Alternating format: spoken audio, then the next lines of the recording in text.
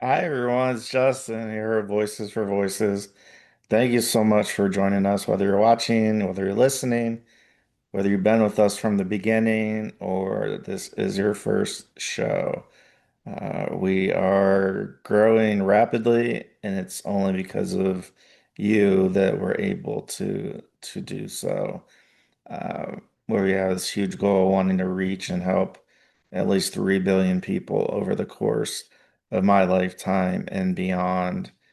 And it's only going to happen with your help. And we thank you. If you can give us a big thumbs up, like, follow, subscribe, share, that'll help us greatly. It will also help us greatly if you reach out to 25, 50, 100 contacts in your phones and let them know about Voices for Voices and Voices for Voices TV show and podcast. Voices for Voices is a 501(c)(3) nonprofit charity organization.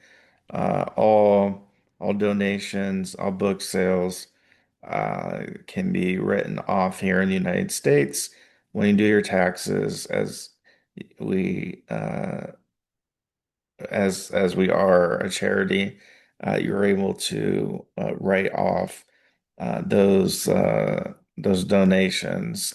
They're federally tax deductible here in the United States, and we are reaching countries all across the world, cities all across the world.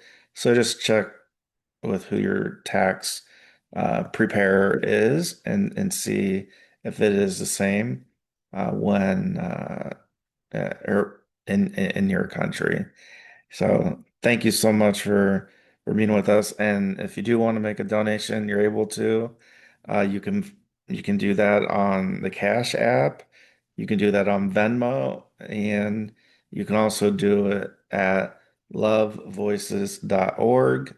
Lovevoices.org. That's lovevoices.org. So thank you again, as we have to say, because we don't have a show without listeners or viewers. We're going to talk about we're going to talk about space. We're going to talk about the moon. We're going to talk about spaceships in this episode. I don't know about you or people that are close to you about, as you grew up and as you are growing up and continue to grow up, how many of have you, when asked, what would you like to do when you get older? Right? Eh, when we're small children, we have a limited view of the world. And for me, when I was growing up, I wanted to be an astronaut. I wanted to go to space. I wanted to maybe go to a different planet, maybe also go to the moon. And so growing up, that was one thing that I wanted to do.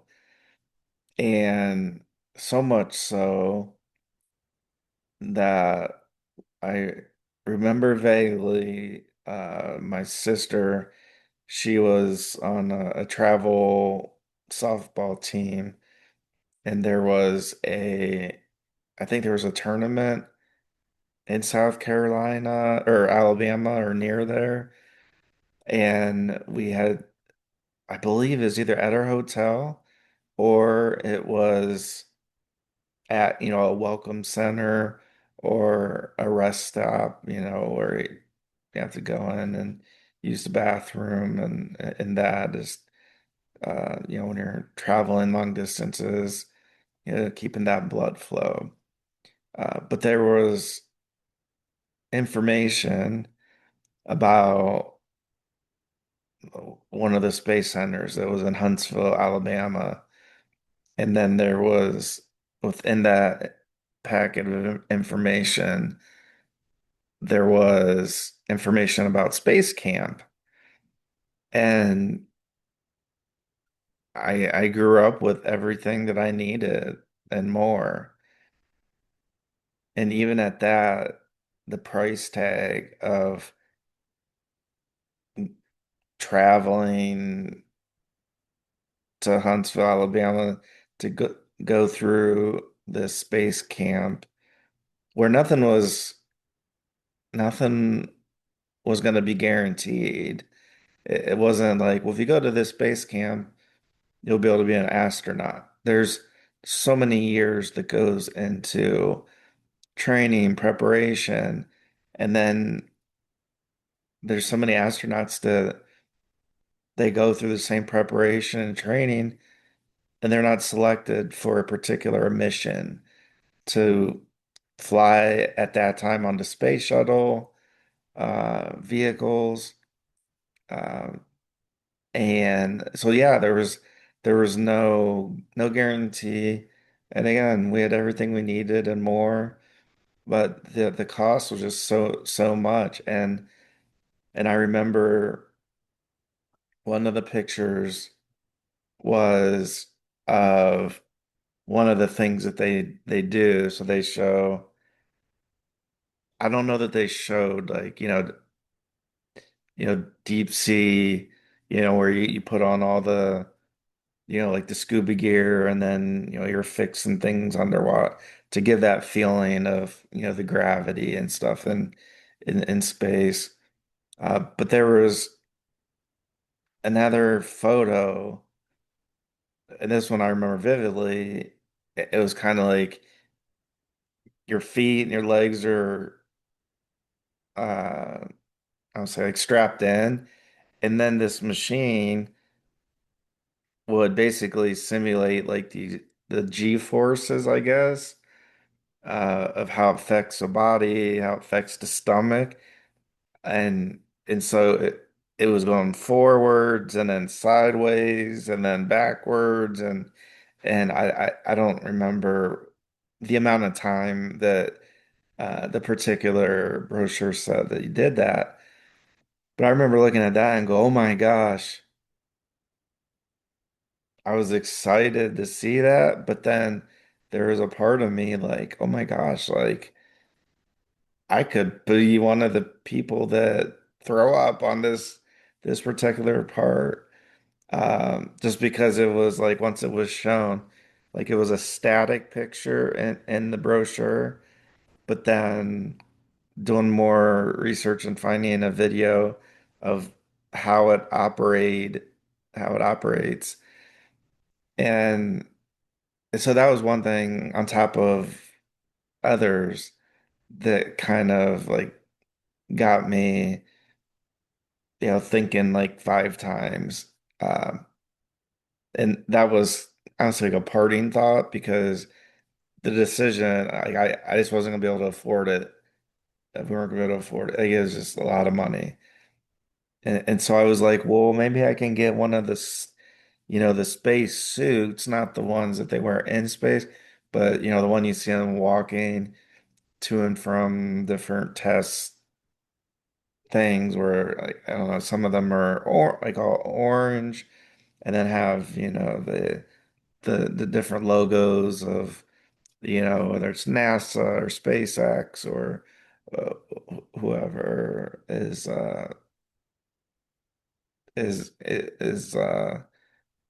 you know putting that mission together. So I bring this together because Artemis II, so Artemis II took off from Merritt Island in Florida earlier in the week that we're filming this. And I remember having, it was on TV. So we had it on. And my daughter, I was I was watching. She was semi-watching. She was doing what kids do, playing and that. And so I was like, hold on, there's gonna be a spaceship that takes off. And lucky for us, it did. And so I was like, I was able to get her to stop just to see because it's a big deal uh for this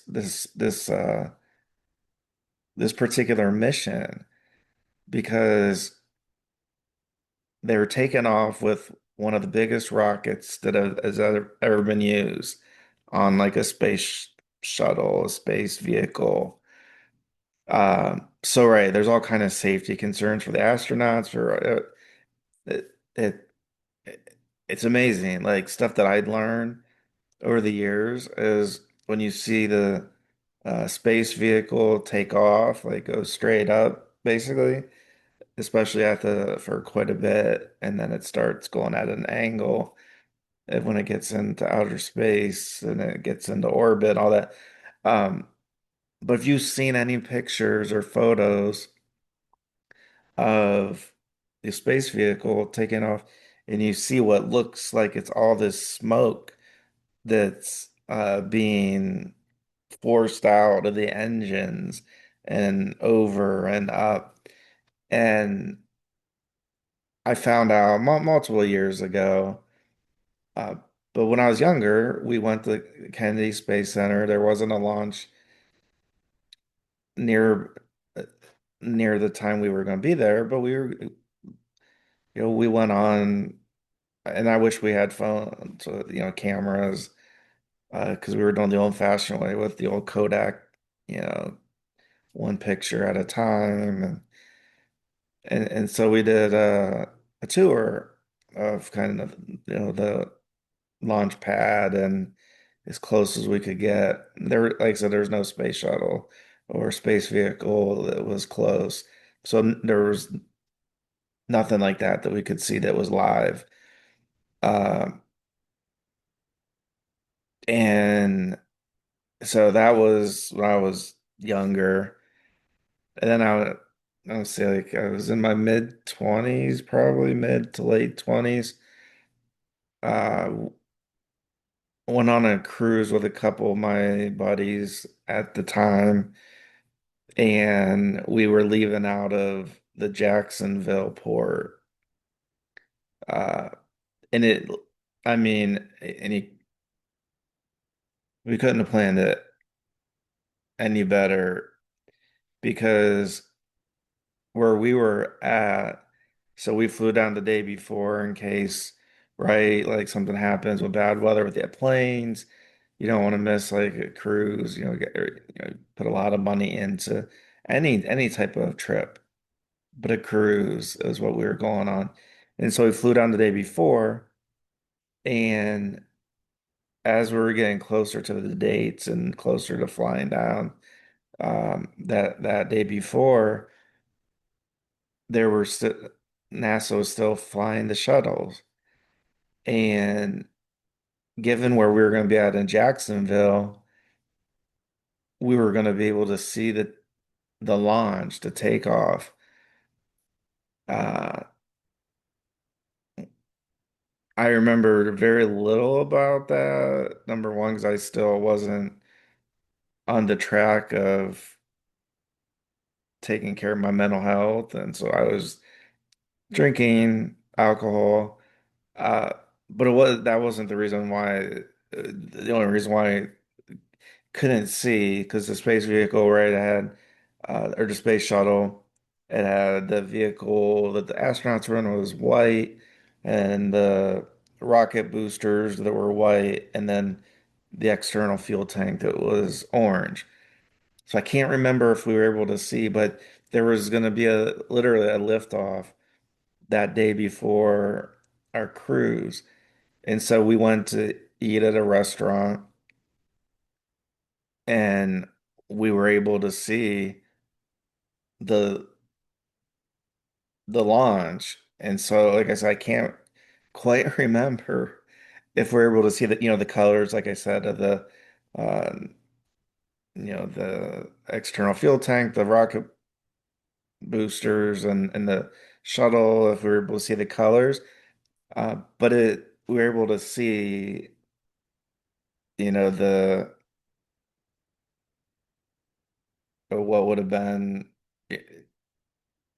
I guess, the fuel burn. And so like if you watch an airplane, on Earth and you look up and you see, and sometimes you can see like a trail behind it. And so we were able to see the trail and it for at least a few seconds and it went up and then because you had to be looking in the right direction because everything is down to a T scientifically of the Earth's rotation, getting into the right orbit of how they're able to circle the Earth so quickly.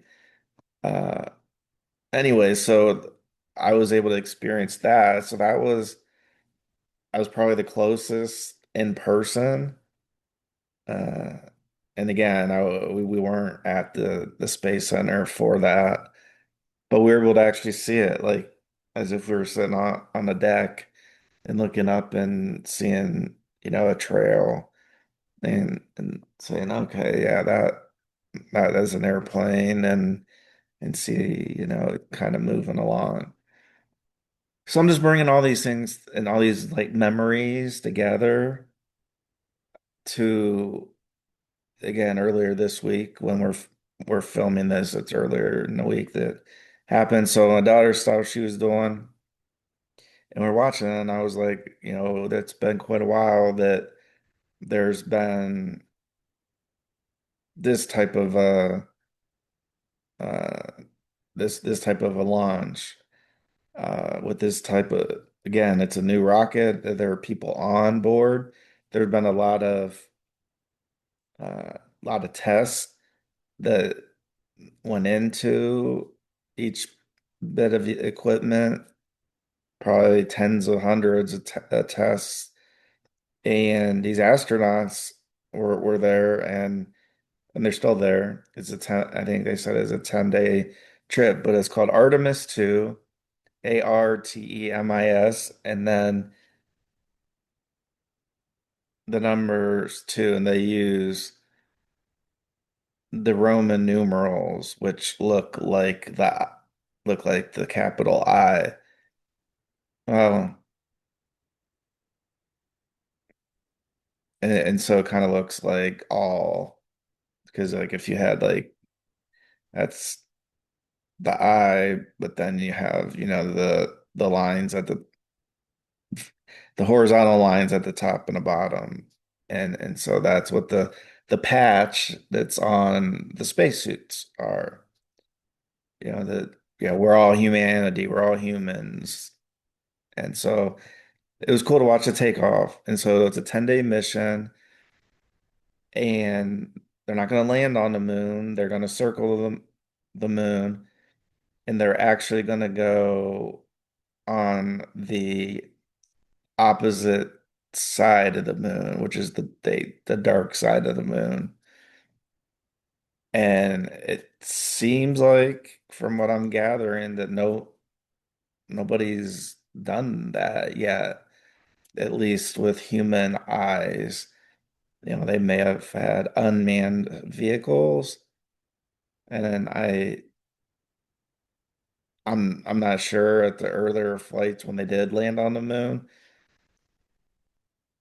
how or why they couldn't go on the dark side of the moon, and maybe it was probably because there's been advancements and different types of rockets and having extra energy, I guess I would say, like to be able to, propel the space vehicle around the totality of the moon on the dark side. And so kind of that I heard them talking about how the the astronauts and the space vehicle is going to use the moon's gravity to propel it around the dark side of the moon and then come back and have the trajectory be to Earth and then land.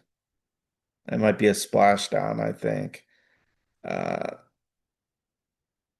because the space shuttles years ago when they had the space shuttle program, the space shuttle was very bulky, and not only were the solid rocket white solid white rocket boosters after the space shuttle took off after a certain amount of time they've burned all their fuel, and so then they release and they go into the ocean or the Gulf of Mexico.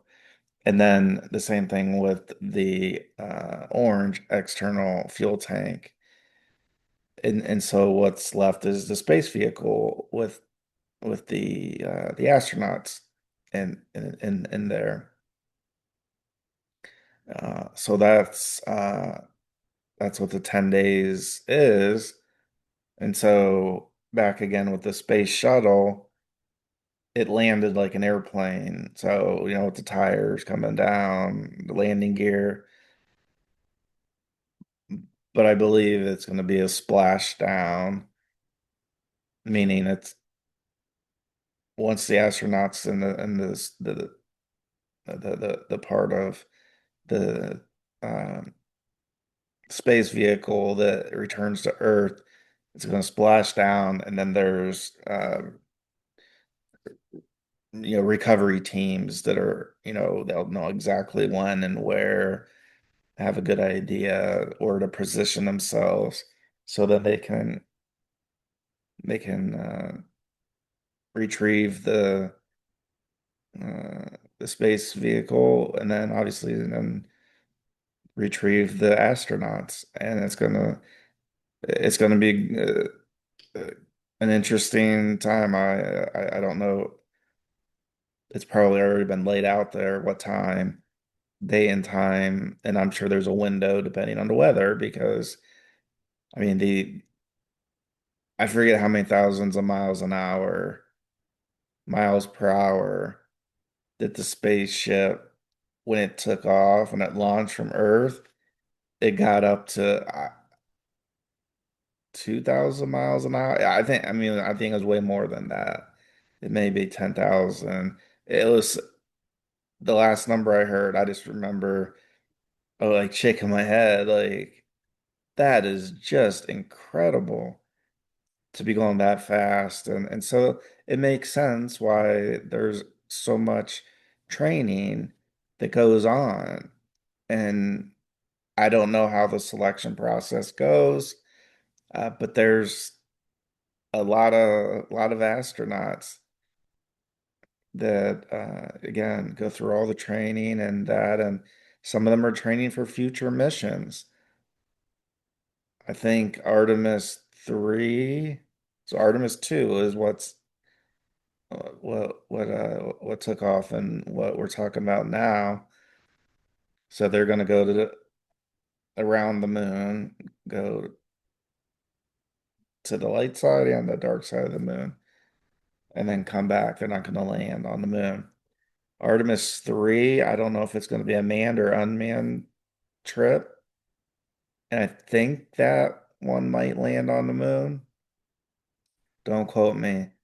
And then I think it's either Artemis 4 or 5 that is slated to take astronauts to actually go back to the moon and land. And I know there's all kind of conspiracy theories out there. I don't know. I mean, from what I've seen about the landing on the moon and that, I mean, I guess I don't understand. I know it takes a lot of money and to do things, so I'm not I'm not giving NASA a break or anything. I find it hard to believe that the technology, the money that was spent, and we put people on the face of the moon. In the one video, I think they're driving like basically like space car.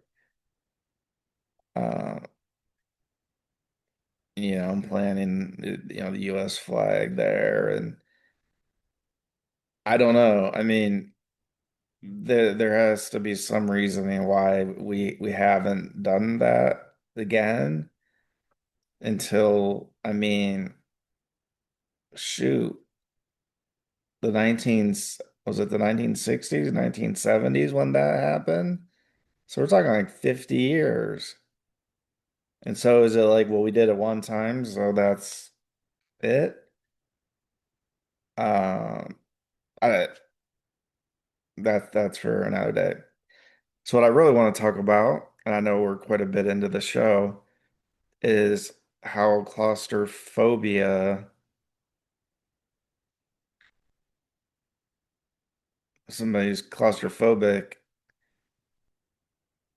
and I'm just gonna starting to notice things more and more about myself, and I do have, I think, a bit of claustrophobia,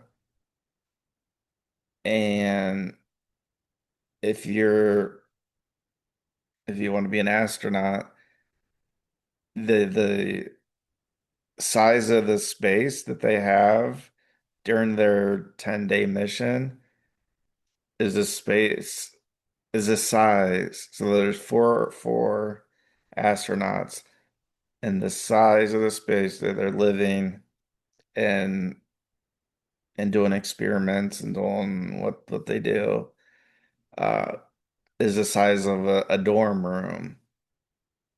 And when you think of,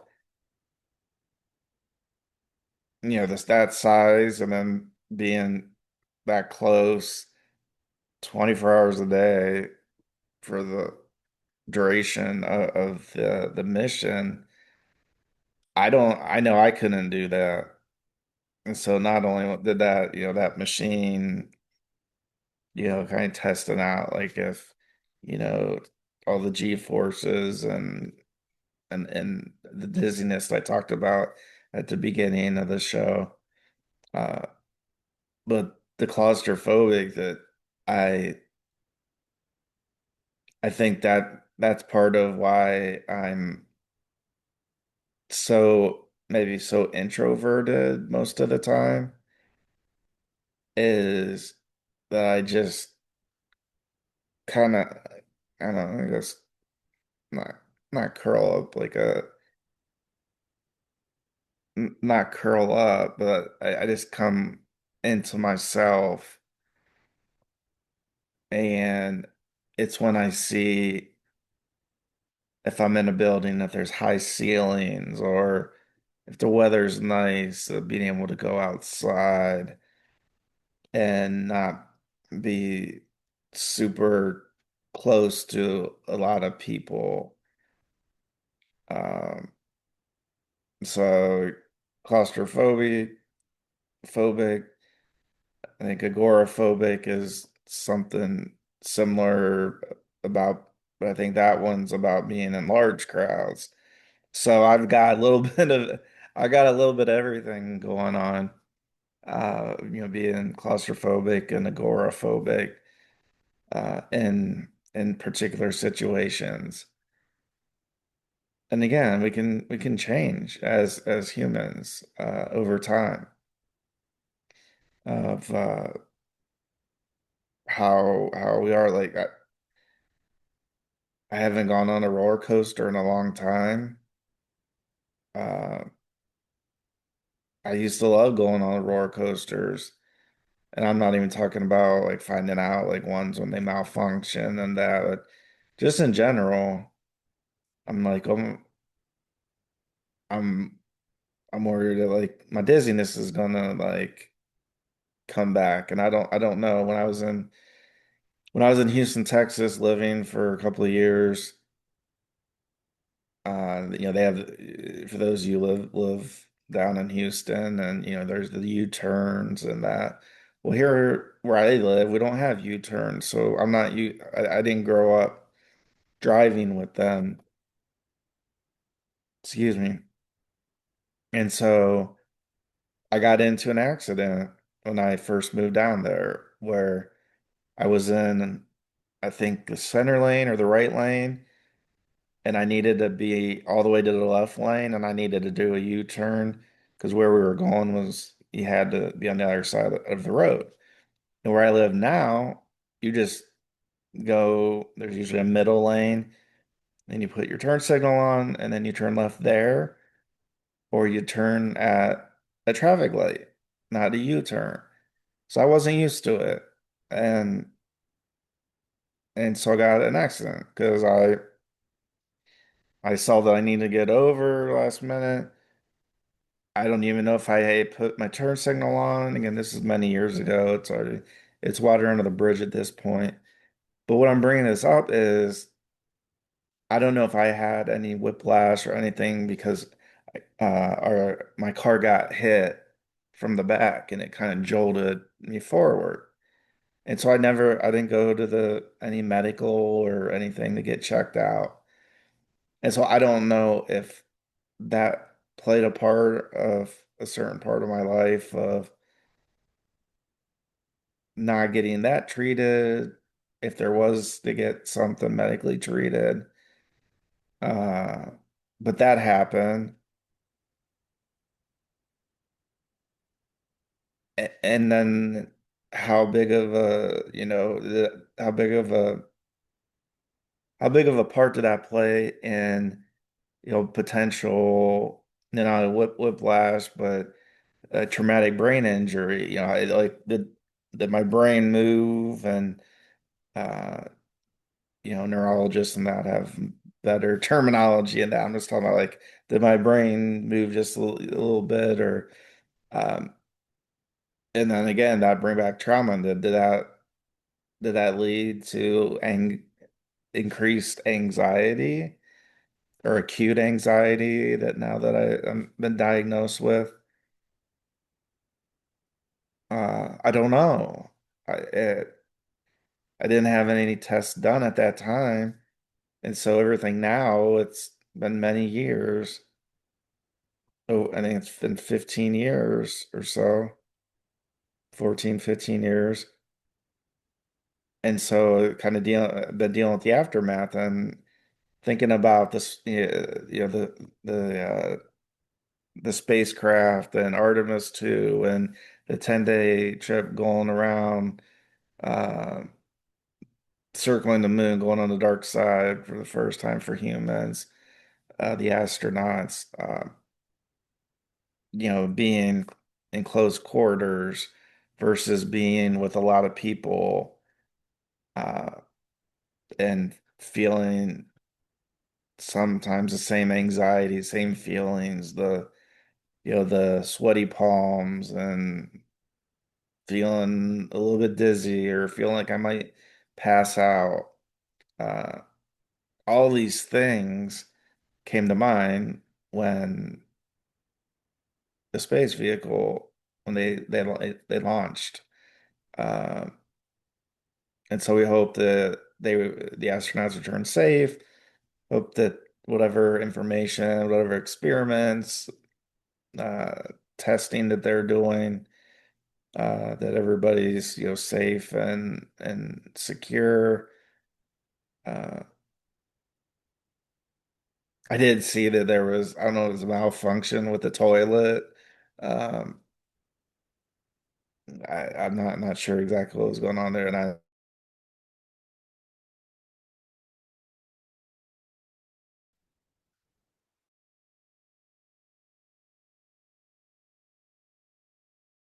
in a space vehicle circling the moon. I mean, you can, uh, but the mission would probably have to be cut and really, really, really short.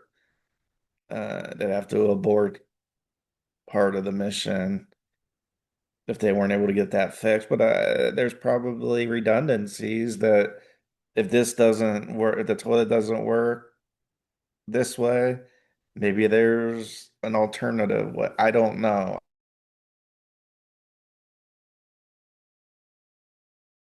But when you're spending a lot of money to do these things, y having redundancies in case,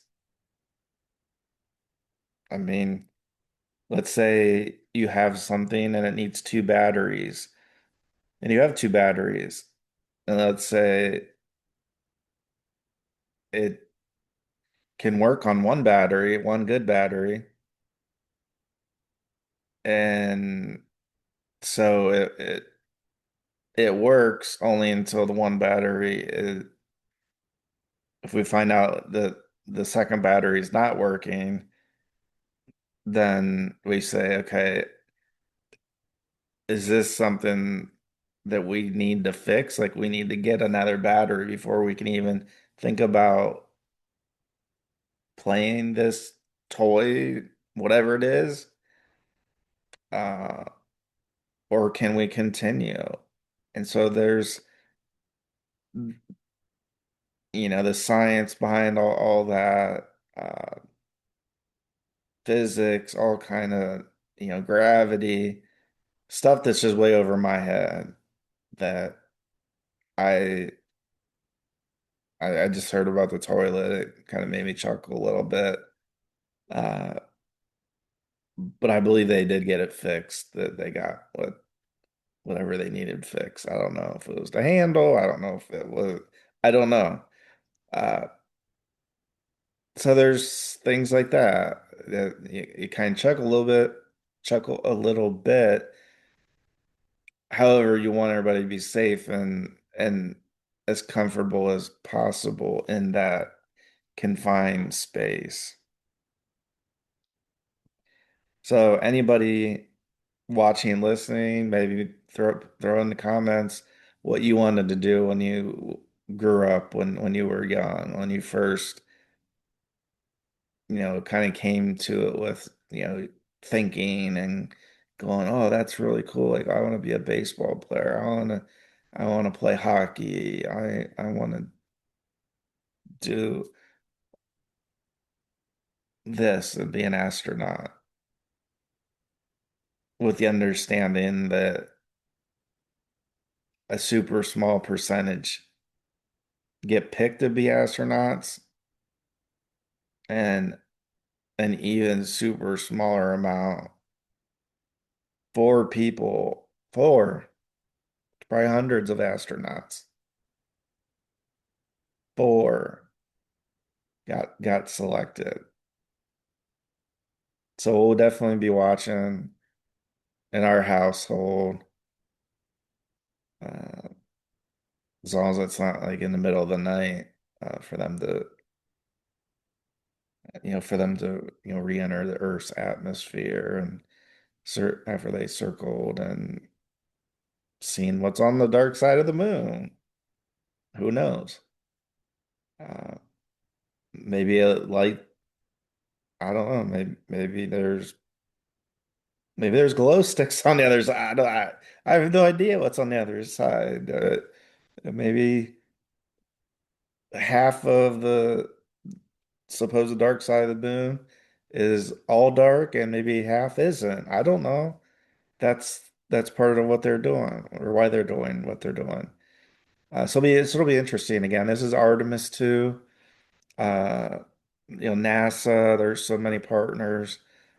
Uh, it's not just a United States effort. There's our viewers and listeners. There's a lot of parts, a lot of knowledge, sharing between countries, and uh, kind of got the chills. Like I'm getting the chills now of, everybody. I don't say everybody, but a lot of people watch, the liftoff, and are going to be watching the splashdown.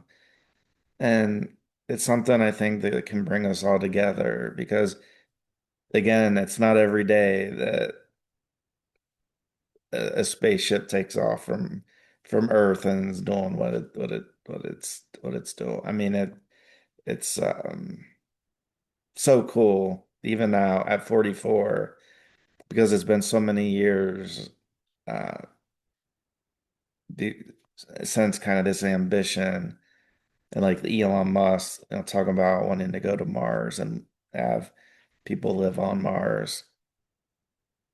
That'd be super cool too if I'm around to see that or if that's possibility. But it's one of those things. Like he said, like Elon Musk said, whether you love him, you hate him, whatever. Uh, we can be afraid of things, and there are things that make us afraid. But he said a lot of people get afraid in their mind, and they don't actually like look at the fear in the eye. And he said if you look at fear in the eye, it usually goes away because we're standing up to the fear. We're looking at it, going, you know what? I think I can do whatever, whatever the thing that I'm fearful of. And so maybe we take a little bit of that thought process of, yeah, there's a lot of things that are and can be fearful, a lot. But why don't we, if we're able to, why don't we look fear in the eye of that thing and go, hey, I can do this. I don't have to be afraid. Or I could do half of what I'm afraid of. And when you thought of like, I never thought I could do that. So all I gotta say is try. Give it a try. I gave Voices for Voices a try. Those astronauts, they took all their training and all that seriously. They gave it a try. They could have thought, oh, there's no way that I'm gonna be picked to be an astronaut to be on a mission to actually go up into space. So I'm just not gonna try. If you have the ways and the means and that's something you want to do, try. Give it a shot. Maybe it works. Maybe it doesn't. But let's try spending maybe a little less time being afraid and more time trying. So thank you for watching and listening. It's been a great episode. Thumbs up, like, follow, subscribe, share. Reach out to 25, 50, 100, 1,000 contacts in your phone. Let them know about the Voices for Voices TV show and podcast. Let them know that we're based in mental health, mental challenges, trauma, recovery, substance abuse, traumatic brain injuries, uh, so much. And so all that is embedded in every single show and every single thing. Our books, our audio, our records, music, so much more. And if you're able to, head over to Venmo or Cash App, send $1 our way. We're a 501(c)(3) nonprofit charity, and we have over 470 episodes of the Voices for Voices TV show and podcast. I promise you, at least 50 episodes will hit your in the wheelhouse of a topic, a person. I know it. And we're going to be hitting 500 and we're going to be continuing through 500. We're going to go straight through the number 500 and then we're going to do 501 and then we're going to do as many as God wants us to do. So let's celebrate all the voices of the world and let's be a voice for ourselves. And there may be somebody that we know that isn't able to share their voice, that we can share their voice for them or help them. So take care. We love you. We're thinking about you.